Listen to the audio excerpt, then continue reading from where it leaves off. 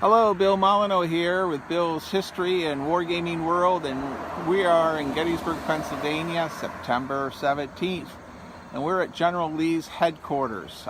We have Goober the Traveling Bear tagging along. Some of you may or may not know, but Goober the Traveling Bear has been all over the world, actually, in countries besides America.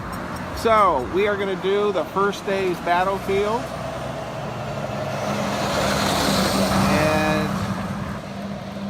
We're just gonna do some video work. It won't be fancy.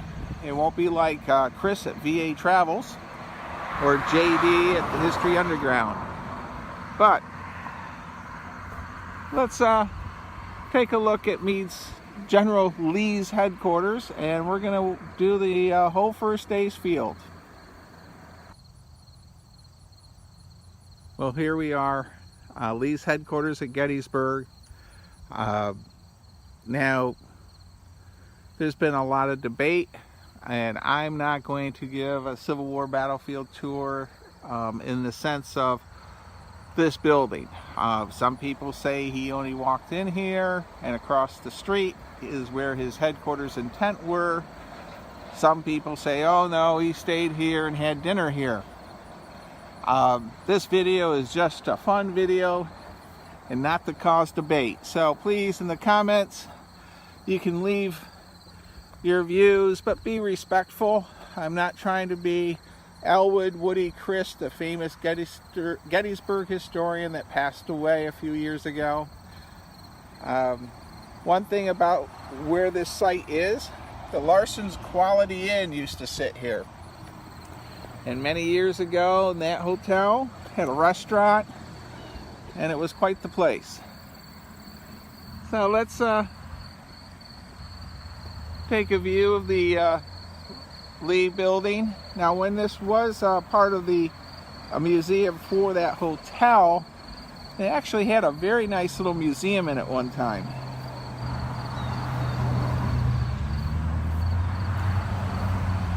Now, they did run a miniature war game in this building several years ago.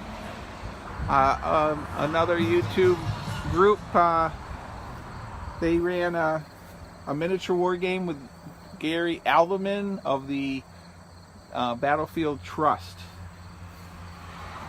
Now,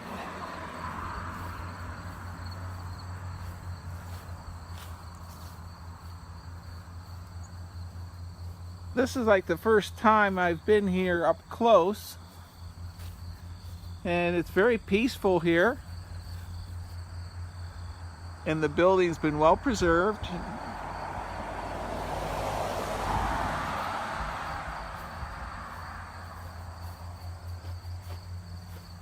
Civil War building. You'll see these on a lot of homes in Gettysburg.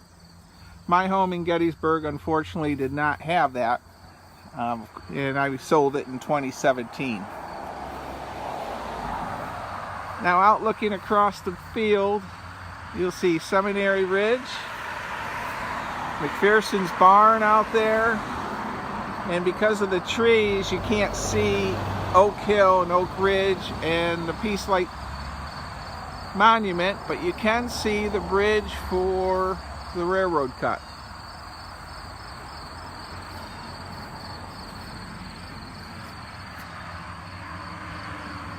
There's our doghouse.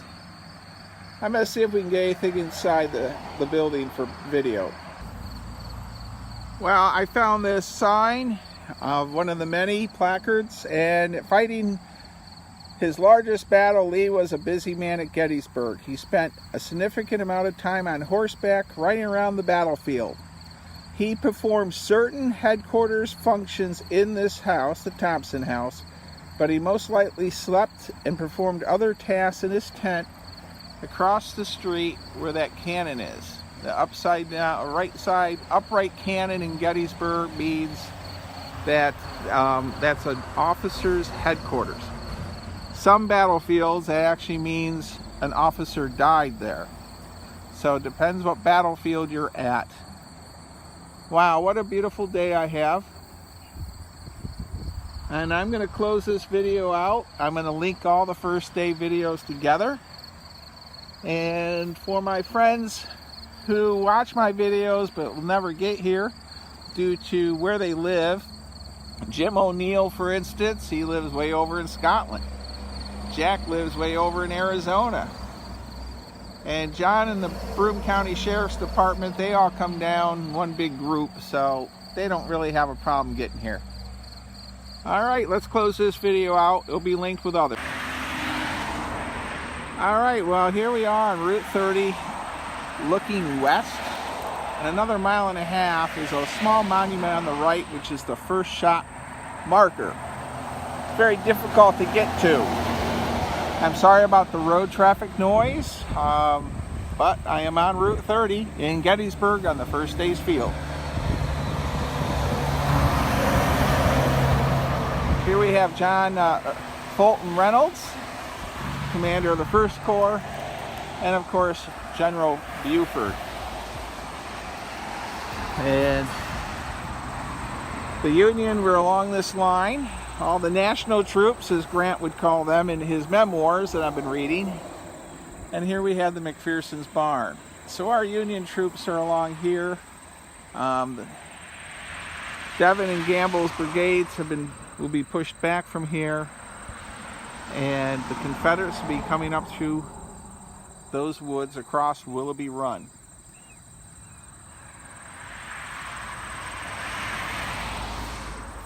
And of course, Buford gave the famous saying that the devil's to pay when John Reynolds come running up. Well, let's go look at a couple of cool monuments. And here's John Burns. We'll try to get him before the bus unloads. He is the civilian from the War of 1812 that came out to fight alongside of the nationalist troops, the Union troops. And he was wounded 3 times and then got to meet Abraham Lincoln. So we will move on because we have a bus tour that just pulled up. Alright, well, we moved away from the bus that had about 100 tourists hopping out of it. Very nice to see people interested in history. And so we moved down to the Iron Brigade line. And I apologize, there was once a time I used to know the regiments to many of these brigades. I believe the Iron Brigade was the 2nd, 7th, 17th Indiana, 24th Michigan, and 19th Indiana maybe. Apologize, I'm getting old and I sell Cheerios for a living. I don't do historical stuff like I used to, especially in the American Civil War. So the view of our Iron Brigade, it's lined up along here. I think the 2nd Wisconsin's here too. Down that little knoll is Willoughby Run. And the Confederates of Archer's Brigade had to cross that stream and come up this knoll in the heat, blazing sun, wearing all that wool and equipment. North Carolina. Well, here we are, right down the road from the John Burns Monument. It was impossible to continue video there with the amount of tourists that had arrived. So we are where the Iron Brigade is lined up. And becomes 2nd Wisconsin, 7th Wisconsin, I think, 19th Indiana. And here we have the 24th Michigan. Now they were lined up along the line, and down that little knoll is Willoughby Run. And the Archer's Brigade of the North Carolina troops coming up, and they had to push these Union troops out of the way.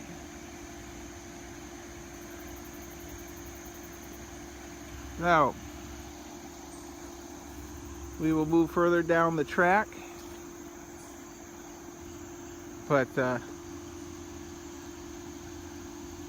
it was a fierce firefight throughout this area, and the North Carolina troops took a pounding all through the Battle of Gettysburg, 1st, 2nd, and 3rd days.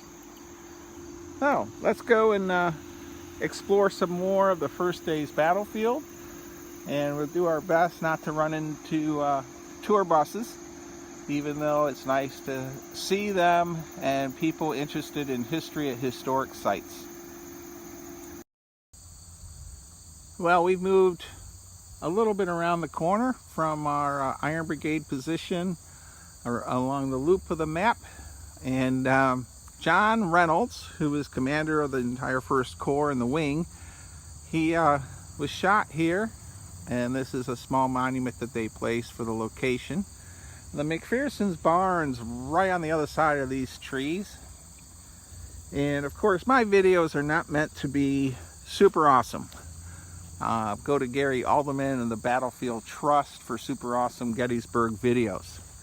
But this is my own world of just trying to give a glimpse, and for my half a dozen followers that I have. So the line runs along here for our Union troops at this point. And we're going to go up and try to see over the corn if we can see the seminary. Well, this is the cornfield here on the Seminary Ridge. Lutheran Seminary is right over that. And wait, I thought I saw something. What can it be? It's Goober the traveling bear in the corn.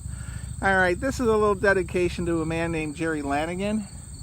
And Jerry Lanigan passed away this past week, September 4th, I think would be right, or 7th.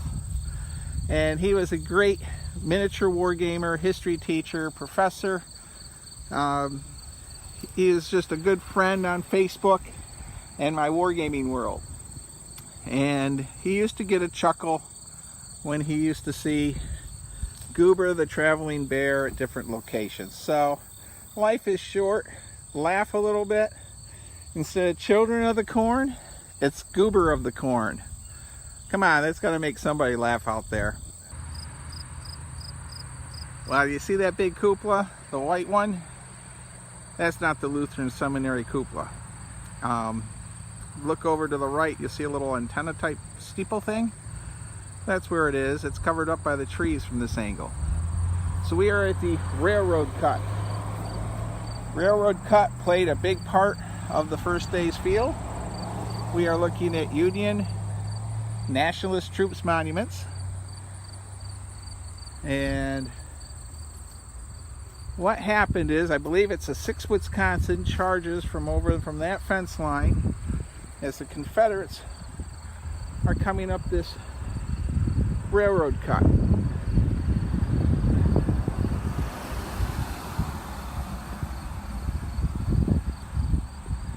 And I think it was called shooting pigs in a barrel or something to that effect, because the Union troops just lined up and fired down on them. The railroad tracks were not in place yet at this time. So here we are on the other side of the bridge that I was walking on, and Davis's brigade, I think he's the brigade commander, was the nephew of Jefferson Davis, and I believe a lot of his men were captured here. And 1988 I tried to take the test, or I did take the test for Gettysburg Licensed Battlefield Guide and failed miserably. But I'm doing what I can do. I don't have Elwood Christ or Rob Wingert, great battlefield guides, with me. They've passed away, but maybe they're with me in spirit. So this is the view of our Union line that they would be seeing with the Confederates coming up. So our next stop is going to be the Peace Light Memorial. And we're going to check out some artillery pieces there. And there's a general up there on the right. That's General Wadsworth. He's from Geneseo, New York area. Near in Geneseo, up near Rochester, there's a lot of stuff named after him. And there's our McPherson's barn and my car. So let's head over to the Peace Light. Well, here we are at the Peace Light Memorial. And the Peace Light's got an interesting history. in the eternal flame that's on it was switched over to a light bulb at one time and then went back to a flame again. So right now we're looking at the Union lines, and you can see how if we're the Confederates, how we could see all the way along the line. So the peace light is really a neat monument to the Battle of Gettysburg, and the eternal flame is supposed to unite the country. And in the 1930s, there was a big dedication for it. The nice thing about this is Oak Ridge, Oak Hill, is we're going to visit the 2 Whitworth artillery pieces. And there's only 2 of these artillery pieces on the battlefield. And I've done several videos of artillery pieces at Gettysburg with the 12-pounder Napoleon, which is a greenish color, and then our 3-inch rifle, which is a black rifle barrel, and then the 10-pounder Parrott. So, and all of those guns were up here on this hill, and they could lob shells down to the Union lines, which now is what we're viewing.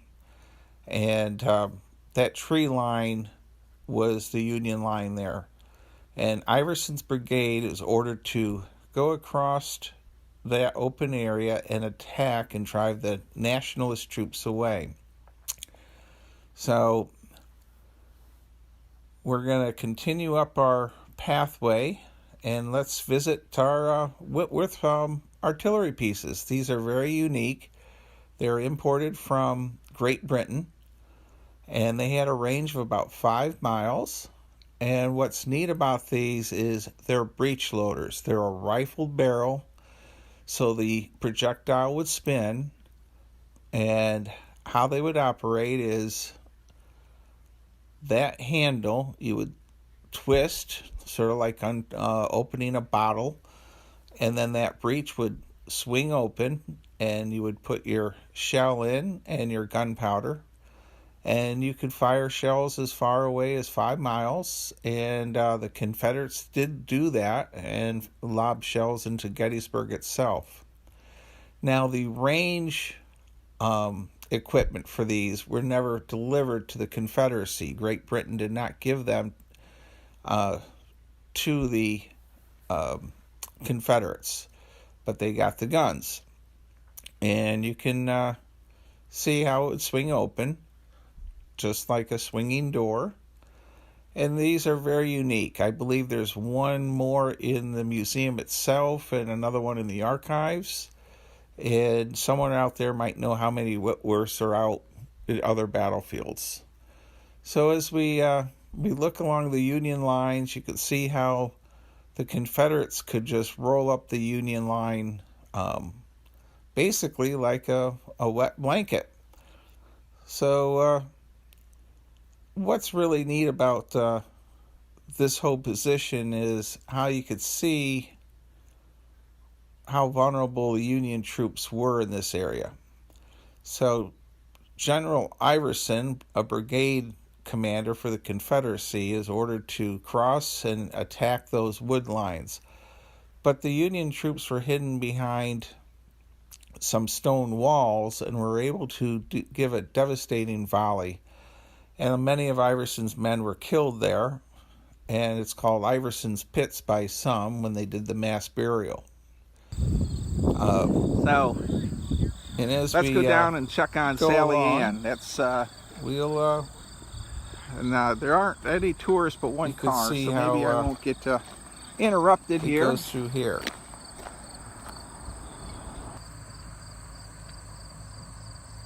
All right, well, we are at the Sally Ann Monument. So what is the Sally Ann Monument?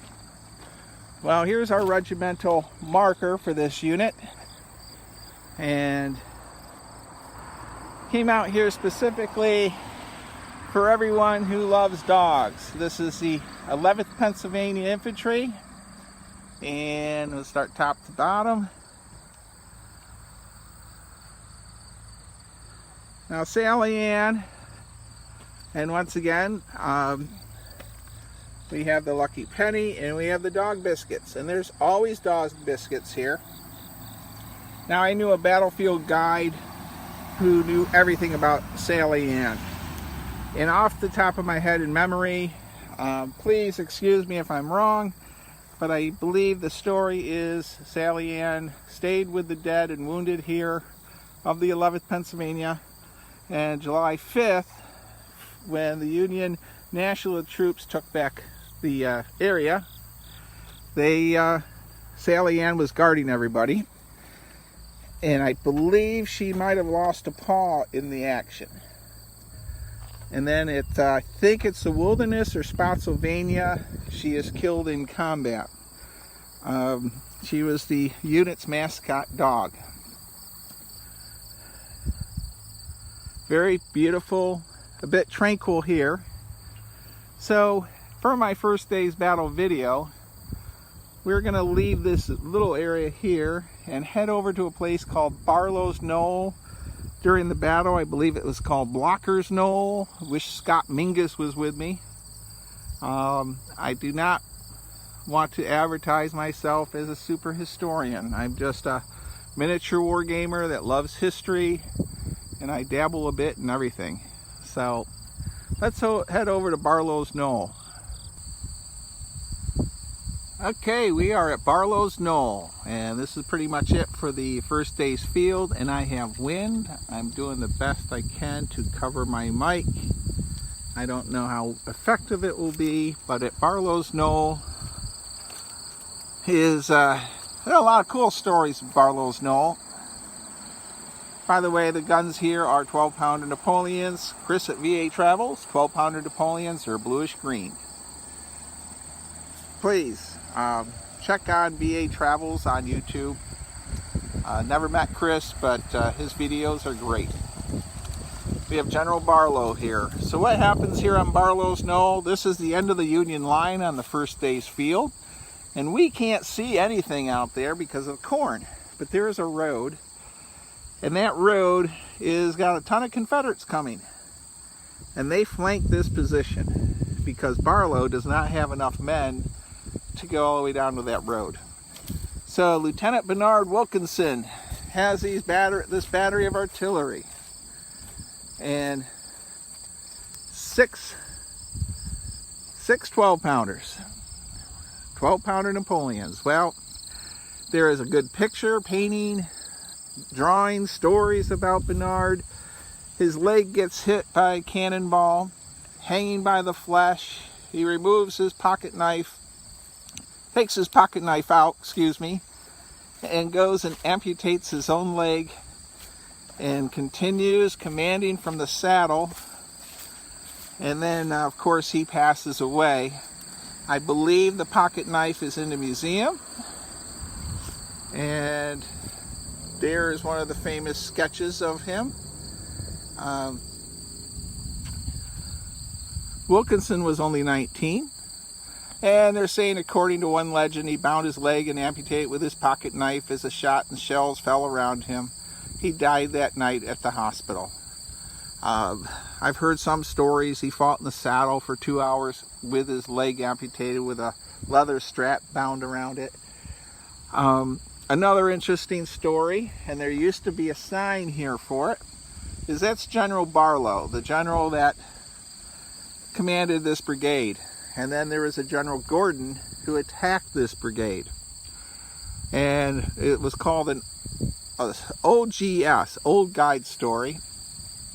And I'll go quickly. Supposedly at one time there was some story that Barlow and Gordon helped each other throughout the war. With one was wounded and the other got his wife behind lines to help him, and vice versa.